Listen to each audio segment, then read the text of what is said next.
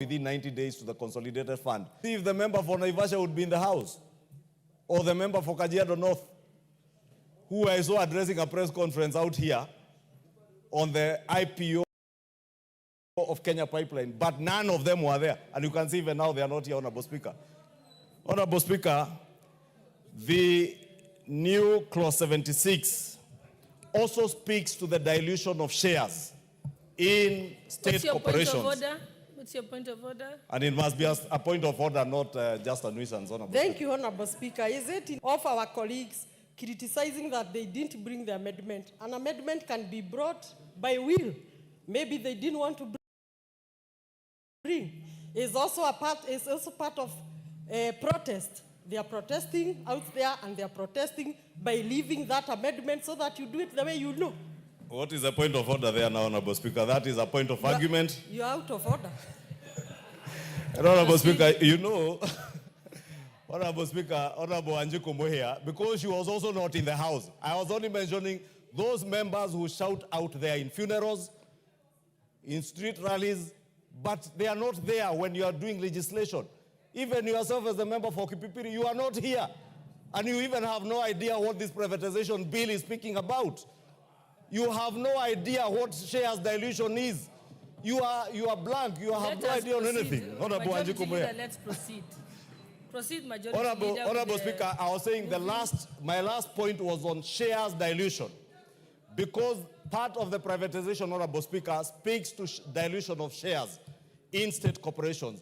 And we have made sure that today, if the state is even to dilute shares in any state corporation, for instance, we own, I think, about 35% of Safaricom. If the state wants to dilute that shareholding from 35% to 25%, Honorable Speaker, that now Madam we also Speaker, obligate the House. Is it in order for Majority Leader to say member for Kipipiri was not there while I was seated right there, and I even received the response for my statement on the road? Is it in order for this leadership to be speaking of certain members of my group that they are not in the House, to try to tell their constituencies that the members are not the House? I'm in the House now. Why is this leadership forming this tradition to try to incite the constituencies about the members who subscribe to WAMUNYORO? It is one term. Honorable MUHIA, you have made your point. I think proceed Honorable to Speaker, Let us Speaker. restrain ourselves to the moving of the... Honorable Speaker, I was saying if you are to dilute shares, and I want Honorable MUHIA to listen to me. If you are to dilute shares, dilution is reducing in layman's language. If you are to reduce the shareholding of Safaricom today from 35% to 25%, we have now obligated with an amendment in a new clause 76, an amendment to the PFM Act, that even that dilution in a state-linked corporation, because some are quasi-private, but the state has a link because the state holds shares. If you are to do that, Parliament must also now approve. That tells you that for any sale of any government investment, you cannot do it without the express approval of the National Assembly on behalf of the people of Kenya.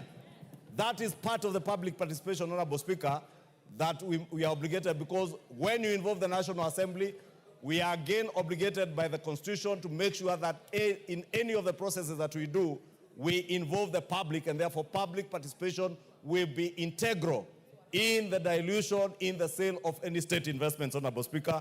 And with that, I beg to move, Honorable Speaker, that we do read this privatization bill for a third time, and request Honorable Naomi Wako, who was with me here up to 9 p.m. And I have no apologies, Honorable Speaker, when I say that members are not in the House.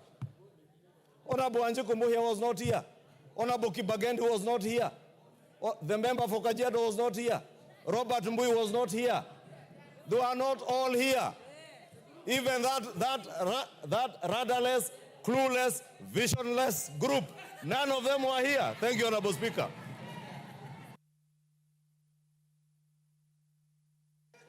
Proceed, Honorable Wako. Honorable Speaker, I second this bill, which is very relevant and very timely, and also appreciate the members who supported and debated with a lot of passion. And it is our prayer that this will transform our country. Thank you, positively. Thank you, honorable members. I now propose the question, which is that the privatization bill, National Assembly Bill number 36 of 2025, be now read a third time. Thank you, honorable members.